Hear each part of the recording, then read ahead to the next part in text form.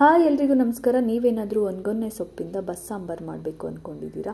ಹಾಗಿದ್ದರೆ ಈ ವಿಡಿಯೋನ ನೋಡಿ.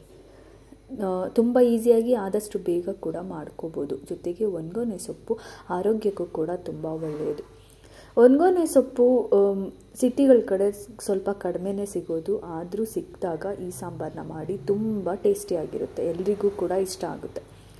ಮೊದಲಿಗೆ ನಾನಿಲ್ಲಿ ಸೊಪ್ಪನ್ನ ತಗೊಂಡು ಚೆನ್ನಾಗಿ ವಾಶ್ ಮಾಡಿ ಅದನ್ನು ಕಟ್ ಮಾಡಿ ಇಟ್ಕೊಂಡಿದ್ದೀನಿ.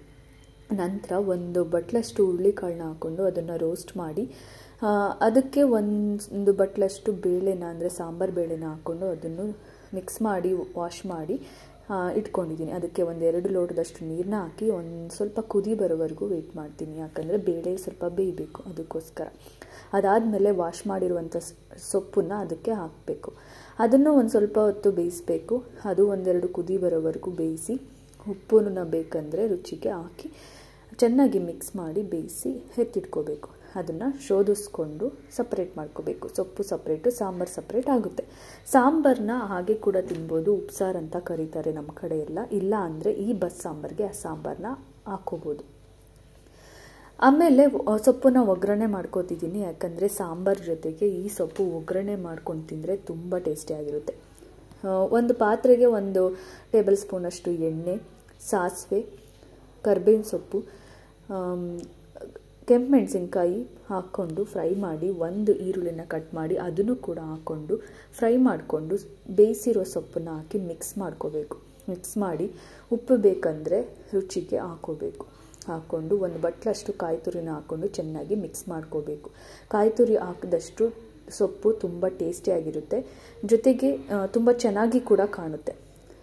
ಒಗ್ಗರಣೆ ಮಾಡಿರೋ ಸೊಪ್ಪು ಈಗ ರೆಡಿಯಾಗಿದೆ. ಈಗ ಸಾಂಬಾರಿಗೆ ರೆಡಿ ಮಾಡ್ಕೋಬೇಕು. ಒಂದು ಪಾತ್ರೆಗೆ 1-2 ಟೇಬಲ್ ಸ್ಪೂನಷ್ಟು ಎಣ್ಣೆ ಹಾಕಿ ಒಂದು ಸ್ವಲ್ಪ ಸಾಸಿವೆ, ಕರ್ಬೇವಿನ ಸೊಪ್ಪು ಮತ್ತು ಕೆಂಪು ಮೆಣಸಿನ್ಕಾಯಿ ಹಾಕ್ಕೊಂಡು ಒಂದು ಅರ್ಧ ಈರುಳ್ಳಿನ ಕಟ್ ಮಾಡಿ ಹಾಕ್ಕೊಂಡು ಅದನ್ನು ಕೂಡ ಫ್ರೈ ಮಾಡ್ಕೋಬೇಕು. ನಂತರ ಅದಕ್ಕೆ ರುಬ್ಬಿರುವಂಥ ಮಸಾಲಾನ ಹಾಕ್ಕೋಬೇಕು.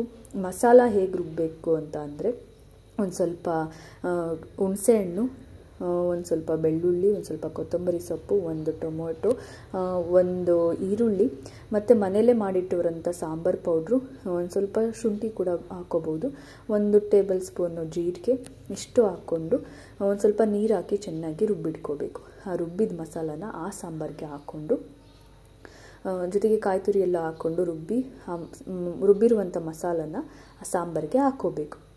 ಸಾಂಬಾರಿಗೆ ಹಾಕಿ ಅದನ್ನು ಚೆನ್ನಾಗಿ ಫ್ರೈ ಮಾಡಿ ಅದಕ್ಕೆ ಬೇಕಾಗಿರುವಷ್ಟು ನೀರನ್ನ ಹಾಕ್ಕೋಬೇಕು. ಗಟ್ಟಿಗೆ ಬೇಕಂದರೆ ಗಟ್ಟಿಗಾದರೂ ಮಾಡ್ಕೋಬೋದು, ಸ್ವಲ್ಪ ತೆಳುಗಾದರೂ ಮಾಡ್ಕೋಬೇಕು. ಆಗಲೇ ಎತ್ತಿಟ್ಟಿರುವಂಥ ಸಾಂಬಾರನ್ನು ಕೂಡ ಹಾಕ್ಕೋಬೋದು. ಅದು ಬೇಡ ಅಂದರೆ ಸಪ್ರೇಟಾಗಿ ನೀರನ್ನ ಹಾಕ್ಕೊಂಡು ಚೆನ್ನಾಗಿ ಕುದಿ ಬರೋವರೆಗೂ ಹಾಕ್ಕೋಬೇಕು. ಆಮೇಲೆ ರುಚಿಗೆ ಬೇಕಾದಷ್ಟು ಉಪ್ಪನ್ನ ಹಾಕಿ ಒಂದು ಸ್ವಲ್ಪ ಹೊತ್ತು ಕುದಿಸಿದ್ರೆ ಬಸ್ಸಾಂಬಾರು ರೆಡಿ ಇರುತ್ತೆ. ಮುದ್ದೆ, ಸಾಂಬಾರು, ಸೊಪ್ಪು ತಿಂತಾ ಇದ್ದರೆ ಸೂಪರಾಗಿರುತ್ತೆ. Thank you.